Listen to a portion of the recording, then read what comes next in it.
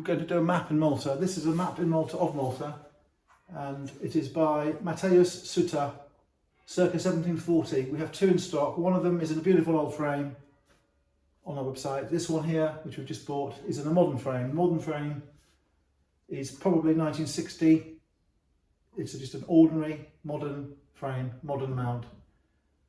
The nameplate, Seutter 1740 itself, though modern, is worth 50 quid. If you want to get someone to make one, it's going to cost you 50 quid, 60 euros, whatever. So we have, though the frame is ordinary and not old, it's a nice frame in a way, it's a nice frame.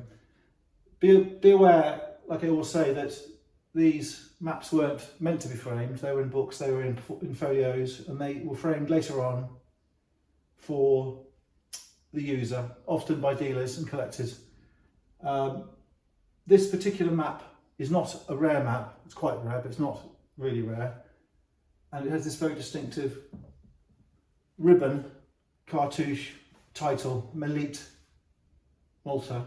And many of them seem to have similar colouring. I don't know whether this was coloured when it was made or not. I think it probably wasn't.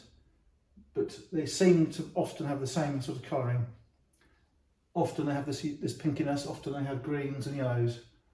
And apart from the two we have, if you look around, you'll see quite a lot of them have similar colouring. Apart from that, there's really not a lot to say. The map is, as I say, done by a German engraver. The language is in Latin, and the customer was probably French. It says Mer Méditerranée. So you've got this situation where you've got the French wanting these maps. They pull in the engravers, the map makers. This is certainly French in target, but it is done by this German engraver, map maker. What you've got is a map of the island, which is not in true north. This compass rose shows true north. You've got a galley of the order, you've got a grandmaster.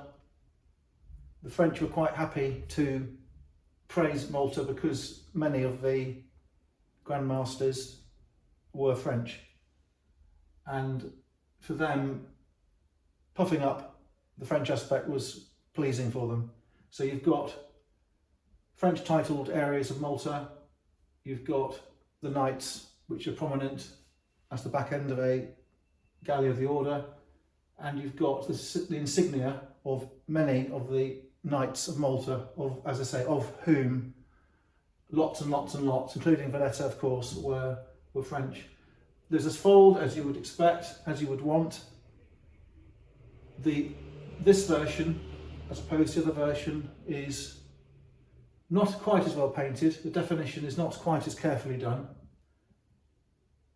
The deterioration is fairly noticeable. There are areas of blotchiness, but as I often say, it is quite even decay, and it looks like an old map. It doesn't look like a fake copy, and fake copies are all over the place.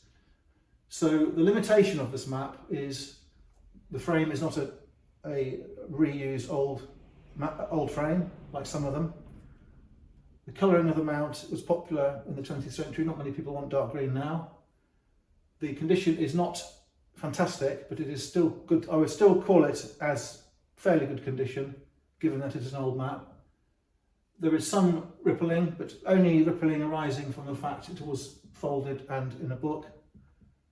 It is a large decorative item. It is distinctive. It is Malta.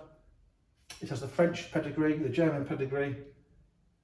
There are quite a lot around, and that means you can look at the prices up everyone's selling them for, and you can work out what is the right price and the wrong price. It's not difficult to work out the right or the wrong price. We will sell it at the right price. Okay, thanks very much.